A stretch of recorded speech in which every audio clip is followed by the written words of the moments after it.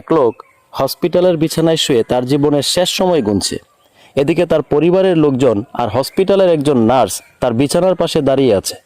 এমত অবস্থায় মৃত্যুশয্যায় শুয়ে থাকা ওই ব্যক্তি তার বড় ছেলেকে ডেকে বলল, বাবা, ঢাকার গুলশানের আলিশান 10টা বাড়ি আমি তোমাকে দিয়ে গেলাম।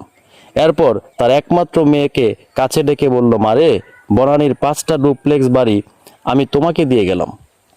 এরপর ছোট ছেলেকে বলল, বাবা, তুমি সবার চাইতে ছোট, আর সবার চাইতে আমি তোমাকে বেশি ভালোবাসি, এজন্য বসুন্ধরা সিটি কমপ্লেক্সের 15টি দোকান আমি তোমার নামে করে দিলাম। অবশেষে তার স্ত্রীকে বললেন, আমি দুনিয়া থেকে চলে যাওয়ার পর টাকা পয়সার জন্য যাতে কারো কালো মুখ দেখতে না হয়, এজন্য এলিফ্যান্ট রোডের 12টা ফ্ল্যাট আমি তোমাকে দিয়ে গেলাম। পাশে দাঁড়িয়ে থাকা নার্স লোকটার স্ত্রীকে বলল, আহারে, আপনি কতই না ভাগ্যবতী মহিলা, এত ধনী একজন স্বামী পেয়েছেন।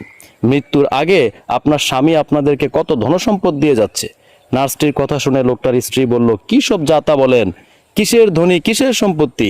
আমার স্বামী তো পেপার বিক্রেতা, সকাল সকাল পত্রিকা বিতরণ করার জন্য আমাদের সবাইকে লোকেশন ভাগ করে দিচ্ছে। লোকটার স্ত্রীর এই কথা শুনে ওই নার্স আজও পর্যন্ত কোমায় আছে।